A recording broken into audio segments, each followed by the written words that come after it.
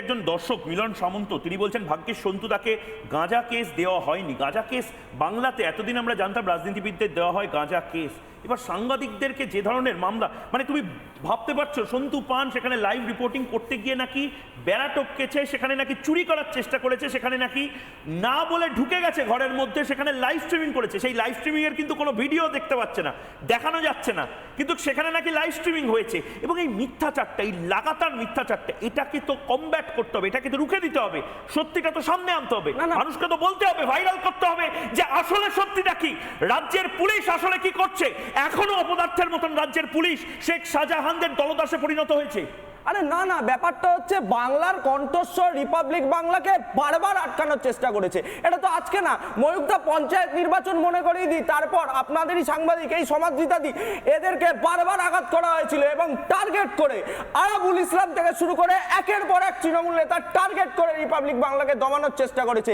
কিন্তু এইভাবে রিপাবলিক বাংলাকে দমানো যাবে না, কারণ এইটা হচ্ছে মানুষের কণ্ঠস্বর। মহিলাদের আজকে যেরকম ভাবে শাহজাহানরা, গুন্ডা বাহিনীরা, শিবুরা, উত্তমরা যেভাবে আজকে অত্যাচার চালিয়েছে সেটাই তো কভারেজ করেছিল। রিপাবলিক বাংলা কি দোষ করেছিল এখানে? মুখ্যমন্ত্রীর এত গায়ে লাগছে কেন? কারণ মুখ্যমন্ত্রী তো এই শাহজাহানদের এই জায়গার উপহার দিয়েছে যেখানে দাঁড়িয়ে মুখ্যমন্ত্রীর অনুমোদনে এবং প্রত্যক্ষ সমর্থনে আজকে মা বোনেদের পণ্যে পরিণত করা হয়েছে। এই বাংলা কি মা বোনেরা চেয়েছিল? এটাই কি এই বাংলা যে তৃণমূল নেতা বলতো but Bengal things today, India things tomorrow? তাদেরকে বলতে চাই, এটাই কি বেঙ্গল আজকে ভাবছে? এটাই কি বাংলা আজকে ভাবছে?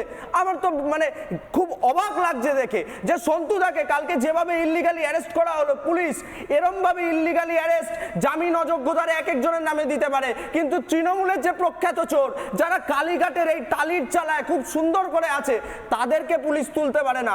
এ দেখে লজ্জা লাগছে যে মানে এর পরেও আর বাংলার মানুষ, আমার মনে হয় না ময়ূকদা যে আর বাংলার মানুষ আগামী দিনে এই সরকারটার উপর আস্থা রাখবে। এবং তোমায় একটা কথা খুব পরিষ্কারভাবে বলে দিই, নেতাই এবং নন্দীগ্রামের পরে যেমন বামেদের বিজয় আসন্ন হয়ে গেছিল, ঠিক কালকের ঘটনার পরে আজকে রিপাবলিক বাংলা স্টুডিওতে বলছি যে এই সন্দেশখালী আগামী দিন পথ দেখাবে এবং এই সন্দেশখালী থেকেই তৃণমূলের বিদায়টা আসন্ন হয়ে যাবে। আমি একবার রেখা শর্মা, জাতীয় মহিলা সুরক্ষা কমিশন তার প্রধান রেখা শর্মা, তাকে আমরা জিজ্ঞেস করেছিলাম, ম্যাডাম আপনারা তো রাষ্ট্রপতি শাসন চাইছেন, রাজ্যপালের সাথে কথা বলছেন, কিন্তু এটাও দেখে নিন যে এই রাজ্যে একজন সাংবাদিক, একজন রিপোর্টার, অ্যাঙ্কার রিপাবলিক বাংলা, সে লাইভ দিতে দিতে তাকে চ্যাংদোলা করে ক্রিমিনালের মতন, টেররিস্টের মতন, রোহিঙ্গা অনুপ্রবেশকারীদের মতন শেখ শাহজাহানকে যেভাবে ধরার কথা ছিল ঠিক সেভাবে তুলে নিয়ে যাচ্ছে।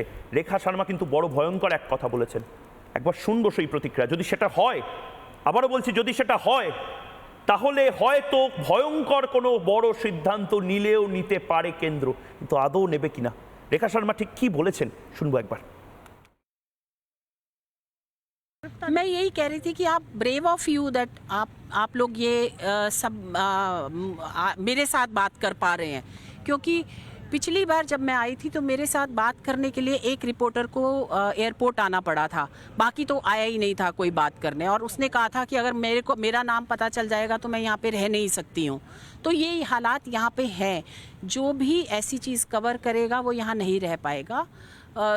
मुझे लगता है हम इस चीज़ को, अगर वो महिला है तो मैं ही उस चीज़ को उठाती हूँ, लेकिन गवर्नर साहब ने कहा है वो हेल्प करेंगे, वो देखेंगे, क्योंकि फ्री प्रेस हमारा चौथा, हम कहते हैं पिलर जो है वो प्रेस है, और अगर फ्री प्रेस नहीं होगा तो कैसे काम चलेगा, आम लोगों का क्या होगा, ये सोचने की बात है। गवर्नर साहब हेल्प करेंगे, लेकिन फिर वही बात है कि पुलिस खुद ही ने अरेस्ट गलत कर रही है तो कौन हेल्प करेगा। तो ये शासन कुशासन बन चुका है।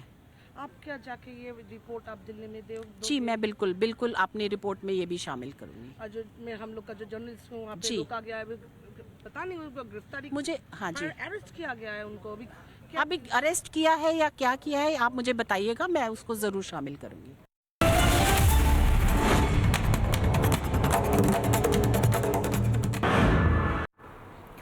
আর বাংলা বাংলাকে রক্তচক্ষু শাসকের গ্রেফতার রিপাবলিক বাংলার সাংবাদিক। রাতভর পুলিশ লকআপে সাংবাদিক, আইনজীবীর সঙ্গে সাক্ষাতেও বাধা, এমনকি মেডিকেল ট্রিটমেন্টও বাধা। সেটুকু পর্যন্ত ন্যূনতম ট্রিটমেন্ট দেওয়া হয়নি রিপাবলিক বাংলার সাংবাদিক সন্তু পানকে, এবং তার সঙ্গে বন্দীদের মতন ব্যবহার। এবং সেখানে প্রশ্ন, কারণ সত্য তুলে ধরার জন্যই কি এভাবে রিপাবলিক বাংলার সাংবাদিককে হেনস্থার মুখে পড়তে হচ্ছে? রিপাবলিক বাংলার খবরে কি ভয়? তাই কি রিপাবলিক বাংলার সাংবাদিককে গ্রেফতার পুলিশে বিনা ওয়ারেন্টে টেনে হিচড়ে যেভাবে পুলিশ আধিকারিকটা নিয়ে গেল সন্তু পানকে, সেখানে এটাই অন্তত প্রমাণ হচ্ছে যে সত্য খবরে ভয় পেয়েছে শাসক। সন্দেশখালী সত্য সামনে এনেছে রিপাবলিক বাংলা, কারণ আমরা মিনমিনেদের মতন আপোষ করি না। তাই ভয় পেয়ে রিপাবলিক বাংলাকে টার্গেট করা হয়েছে এবং ভয় পেয়ে রিপাবলিক বাংলার সাংবাদিককে এভাবে হেনস্থা করা হচ্ছে, নিগ্রহ করা হচ্ছে। তাকে ন্যূনতম কোনো রকম পরিষেবা দেওয়া হচ্ছে না। সে অসুস্থতা বোধ করছে, তাও তার কিন্তু কোনো রকম মেডিকেল ট্রিটমেন্ট এখনো পর্যন্ত দেওয়া হয়নি। কোথায়, কখন, কিভাবে নিয়ে যাওয়া হবে সন্তু পানকে, সেটাই এখন সবচেয়ে বড় প্রশ্ন। তবে এভাবে গণতন্ত্রের কণ্ঠকে রোধ করা যায় না। রিপাবলিক বাংলা। পুলিশ মেমো লিখতে গেলে, অ্যারেস্ট মেমো লিখতে গেলে এত ভুল করলো যে 3 বার সই করাতে হলো। এখন কি সন্তুর সঙ্গে দেখা হলো? দেখা হলো, আমাকে প্রথমে তো দেখা করতে দিচ্ছিল না, এবং আমি যখন গেলাম ওখানকার ডিউটি অফিসার বসেছিলেন, আমি বারবার বললাম দেখা করছেন, আমি দেখলাম ওখানে কথা বলছে। সন্তু উঠেছে, শরীর খারাপ আমার যে দেখে মনে হলো, এবং বললো যে প্রপার যেরকম যারা রেগুলার আসামি যারা তাদেরকে যে লকআপের মধ্যে রাখা হয় সেই লকআপের মধ্যে অত্যন্ত নিম্নমানের লকআপ যেরকম সেই লকআপের মধ্যে রাখা আছে। বললো আমি কিন্তু একজন সাংবাদিক এবং সেইখানে কিন্তু তার শারীরিক অসুবিধে হচ্ছিল, প্রপার ওয়াশরুম নেই। আমি বললাম একটা প্রপার ওয়াশরুমের ব্যবস্থা করতে, জানি না এখনও করেছে কিনা।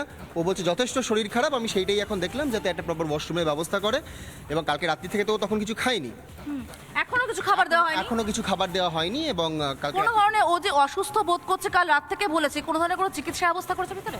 এখনো পর্যন্ত কোনো চিকিৎসার ব্যবস্থা হয়েছে কিনা জানি না। মেডিকেল করতে নিয়ে যাওয়ার কথা, কখন করতে নিয়ে যাবে আমরা এখনো জানি না, এখনো নিয়ে যাওয়া হয়নি। ভিতরে কি ইনভেস্টিগেটিং অফিসারের সঙ্গে দেখা হলো? ইনভেস্টিগেটিং অফিসার এখনো পর্যন্ত আসেননি। 6:30 থেকে এখানে বলছেন যে উনি 2 মিনিটের মধ্যেই আসছেন, কিন্তু এখনো পর্যন্ত আসেননি। দেখো ময়ূক, কতগুলো পয়েন্ট বলি। প্রথম পয়েন্ট, কালকে বারবার তাকে সই করানো হয়, সন্তুকে 3বার মতো সই করানো হয়, বলা হয়েছে একটু ভুল হয়ে গেছে। যেটা দীপায়ন বারবার বলছে, তারও ধারণা যে অ্যারেস্ট মেমোতে বারবার ধারা বদল করা হয়েছে সম্ভবত।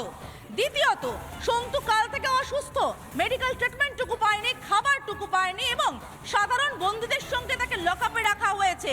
কাকে লকআপে রাখা হয়েছে? সাধারণ বন্দীদের সঙ্গে যে গণতন্ত্রের চতুর্থ স্তম্ভের কাজ করছিল, তাকে রাখা হয়েছে সাধারণ বন্দীদের সঙ্গে। সেই তক্তপোষের উপর এবং মজার কথা সমাদৃতা, আমি একবার এখানে যারা অতিথিরা রয়েছেন তাদের থেকে ছোট করে প্রতিক্রিয়াগুলো নিয়ে নেব। সমাদৃতা, আমি একবার বাঁ দিক থেকে শুরু করছি। দেবাশিসদা, এই লকআপে তো শেখ শাহজাহানকে রাখার কথা ছিল সন্দেশখালী পুলিশের। আমি বারবার একটাই প্রশ্ন করছি, শেখ শাহজাহানকে যে পুলিশ খুঁজে পায় না, বা পুলিশ মন্ত্রী এন্ডোর্স করে শেখ শাহজাহানকে, সেখানে কি আলোর উৎস খোঁজার কোনো সম্ভাবনা রয়েছে? হ্যাঁ, নিশ্চয়ই আলোর উৎস না। আজকে যে ভুলটা মমতা ব্যানার্জি ইচ্ছাকৃতভাবে হয়তো করেছেন, সেই ভুলের মাসুল তো ওনাকে দিতেই হবে। মানে বারবার একটা কথা বলছি, এটা কিন্তু শুধুমাত্র রিপাবলিকের সাংবাদিক সন্তু নয়, আজকে সন্তু বাংলার মানুষের কণ্ঠস্বর। মানে মমতা ব্যানার্জি অত্যন্ত নোংরা একটা রাজনৈতিক জায়গায় পৌঁছে দিচ্ছেন পশ্চিমবঙ্গকে। মানে উনি কিন্তু দুটো জিনিস করছেন। এক, এই যে শাহজাহান শিবু হাজরার ইস্যুটাকে সরিয়ে উনি গণতন্ত্র ইস্যু নিয়ে আসতে চাইছেন। 2, উনি ইচ্ছাকৃতভাবে জরুরি অবস্থার একটা জায়গা তৈরি করছেন, কারণ উনি জানেন যদি এই জায়গায় এরকম একটা পরিস্থিতি তৈরি করা হয়, তাহলে জরুরি অবস্থা হলে একমাত্র উনি যদি সামনের ভোটে কিছু সিম্প্যাথি ভোট পান। এছাড়া উনি তো আজকে সিঁদুরে মেঘ দেখছেন, কারণ যে সমস্ত গরিবদের লুটে পুটে শাহজাহান শিবু হাজরারা প্রাসাদপ্রম বাড়ি তৈরি করেছিল, সম্পত্তি বেড়েছিল, সেই শিবু হাজরার ঘর আজ জ্বলছে।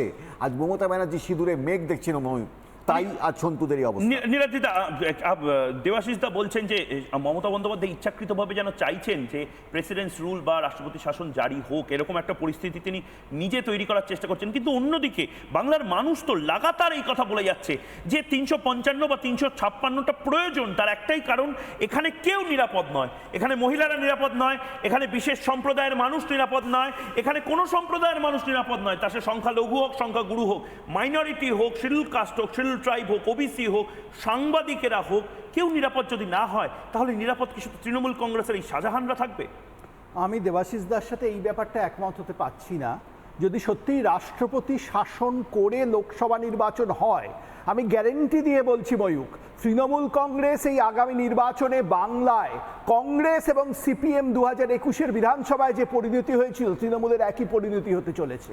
মানুষ যদি ভোট দিতে পারেন তাহলে তৃণমূল ধুয়ে মুছে সাফ হয়ে যাবে, কারণ কোনো মানুষ, তিনি হিন্দু হোক, মুসলমান হোক, পুলিশকে খ্রিস্টান ব্যবহার হোক, করা হচ্ছে, তিনি এখানে দুষ্কৃতীদের পুরো সিস্টেমকে ব্যবহার করা হচ্ছে। নীলাদ্রি ব্যানার্জি, আপনি কি করে বলছেন, এই আশাটা করছেন কি করে? সেই কথাটাই বলছি, যদি প্রেসিডেন্টস রুল হয় তাহলে সিস্টেমেও পরিবর্তন হবে। এই সিস্টেমে যদি ভোট হয় মানুষ স্বাধীনভাবে ভোট দেবে কি করে?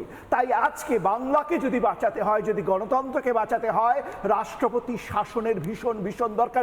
মনে করুন আপনার শোয়ে বসে যখন এই পঞ্চায়েত নির্বাচনে মানুষকে ভোট দিতে দেয়নি তৃণমূল, তখন আমি দাবি করেছিলাম রাষ্ট্রপতি শাসনের। সেদিন যদি রাষ্ট্রপতি শাসন হতো তাহলে এভাবে গণতন্ত্র ধর্ষিত হতো না বাংলার বুকে।